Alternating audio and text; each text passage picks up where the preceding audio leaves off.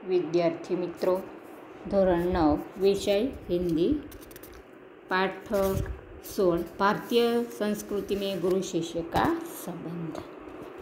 लेखक आनंद शंकर माधवन।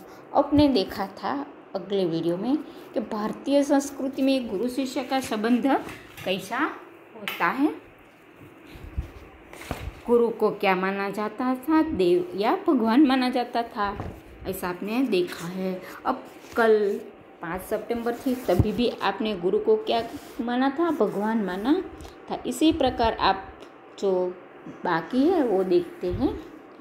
वह मेरे पसीने की कमाई, मेरा खून है और मेरे बेटे से भी अधिक प्यार है। बच्चों को, शिष्य को गुरु क्या मानता है, बच्चों से भी अधिक प्यार करता है, इसलिए ऐसा कहते। इसमें और मुझ में फर्क ही कुछ नहीं है। मैं लड़ा या वह लड़ा, दोनों बराबर ही होगा। किसकी बात कही है? गामा पहलवान की बात कही गई है। मैं लड़ूं या दूसरा कोई लड़े, इसमें कोई बात नहीं है, दोनों बराबर ही है। क्या कहता है? दोनों बराबर ही है। हमारी इस परंपरा को आप समझने की चेष्टा कीजिए। गामा पहलवान क्या कहता है कि हमारी जो वो परंपरा है उसको आप समझने की चेष्टा कीजिए, समझने का प्रयत्न कीजिए। हम लोगों को वंश परंपरा से शिष्य परंपरा अधिक प्रिय है। गामा पहलवान क्या करता है? हमको वंश परंपरा से शिष्य परंपरा अधिक प्रिय है। वंश परंपरा कुछ आपके वंश में चलता है वो को वंश परंपरा कहते हैं। ख्याति और प्रभाव में हम सदा यह चाहते हैं। क्या कहते हैं? ख्याति या नामना और प्रभाव प्राप्त करने हम सदा चाहते हैं कि हम अपने शिष्यों से कम प्रभावित रहे। यानी हम यही चाहेंगे कि संसार में कितना नाम मैंने कमाया उससे ही कि अधिक मेरे पिता कमाए। मुझे लगता है आप हिंदुस्तानी नहीं है। क्या कहते हैं कि मुझे लगता है आप हिंदुस्तानी नहीं हैं। भारत में गुरु शिष्य संबंध का वह भव्य रूप आज साधुओं, पहलवानों और संगीतकारों में थोड़ा बहुत ही सही पाया जाता है। क्या कहते हैं लेखक के? भारत में गुरु शिष्य का संबंध अभी भी थोड़ा थोड़ा है, साधुओं, पहलवानों और संगीतकारों में। भगवान रामकृष्ण बरसों योग्य शिष्य को पाने के लिए प्रयत्न करते रहे। क्या कहते हैं लेखक? भगवान रामकृष्ण बरसों तक शिष्य पाने के लिए क्या कर रहा है? प्रयत्न कर रहा है या खोज कर रहा है। उनके जैसे व्यक्ति को भी उत्तम शिष्य के लिए रो रो कर प्रार्थना करनी पड़ती थी।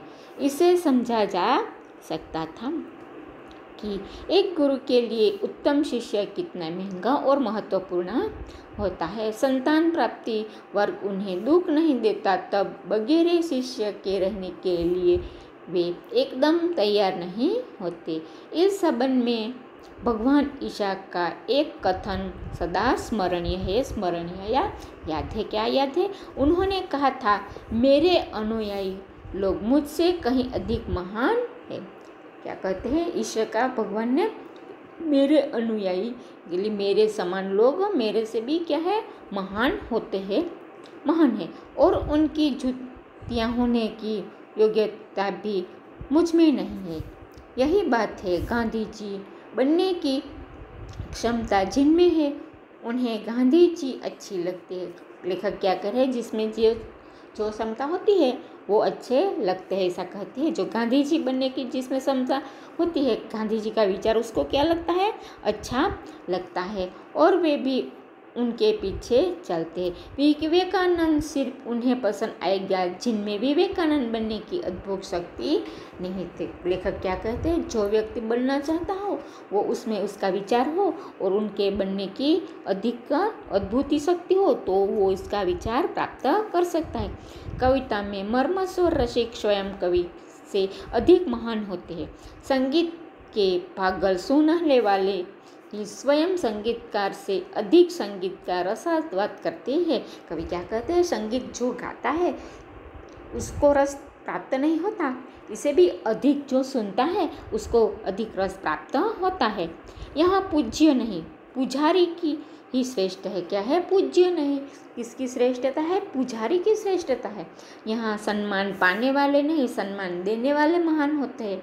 स्वयं पुष्प में कुछ नहीं है, पुष्प का सौंदर्य उसमें आने वाले की दृष्टि में है। कवि क्या कहते हैं कि पुष्प कुछ नहीं है, पर जो पुष्प देखता है और उसकी दृष्टि भी उसकी सौंदर्यता आगे बढ़ा सकती है।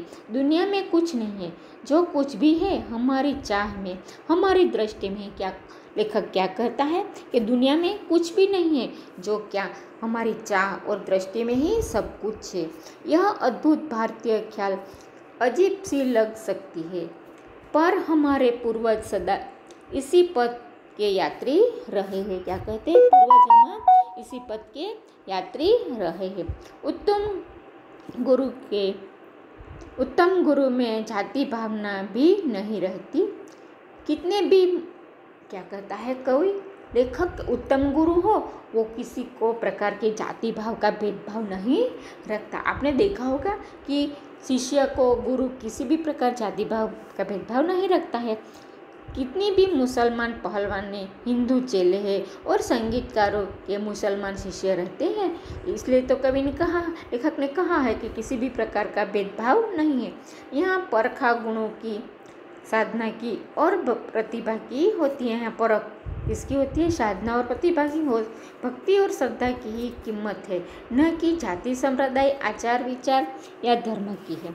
मुझे क्या खिलाया था एक विद्वान मुसलमान ने ही, उन्होंने कभी नहीं सोचा कि यह हिंदू है और मुसलमान बनना चाहिए। पुराने जमाने में मौलवी लोग बड़े बड़े रामायणी होते थे। क्या कहते हैं, पूरा मौलवी लोग बड़े बड़े रामायणी होते थे। आज वेदांतों में भरत मियाँ, रंजीत मियाँ आदि अधिक संख्या में दिखाई देते हैं। आज मैं गुरु भी सिर्फ सेवा लेने में ही चतुर हूँ, देने में नहीं। आज के गुरु क्या है, सेवा लेने में चतुर है, देने में नहीं। उपनिषदों में आचार्य ने कहा सेवा देने की चीज़ है। सेवा या ज्ञान क्या है, देने की चीज़ है, लेने की नहीं। सेवा लेने के अधिकारी बच्चे, रोगी, असहाय और वृद्ध बच्चों को परमेश्वर का ही मूर्ति रूप समझा। सेवा रूपी पूजा से उनकी शक्ति को प्रज्वलित करके क्षमता और सहृदयता रखने वाले ज्ञानी और तपस्वी पुरोहित आजकल के गुरु नहीं रह गए। किसी भी देव मंदिर की मूर्ति की शक्ति इतनी मात्रा तक ही संभव है जितनी मात्रा तक उसके पुजारी की भाव पूजा में नैवेद्य भावना भरी रहती है। ये पाठ में क्या कहा गया है, गुरु शिष्य के बीच का कौन सा संबंध है, और दूसरा क्या है, गामा पहलवान की बात की गई है। अब मैं होमवर्क में प्रश्न देती हूँ, ये आपकी बुक में लिख लेना। पहला प्रश्न है, भारत के प्रभाव के कारण आज गुरु शिष्य संबंधों में क्या अंतर है। क्या कहता है, यूरोप के प्रभाव के कारण आज गुरु शिष्य के संबंध में क्या अंतर है। दूसरा, विवेकानंद और रविंद्रनाथ टैगोर को इस देश में अधिक महत्व कब मिला। तीसरा, पुजारी की शक्ति मूर्ति में कैसे विकसित होने लगी। वो 3 प्रश्न हैं, आपकी बुक में लिख लेना। कल मिलते हैं।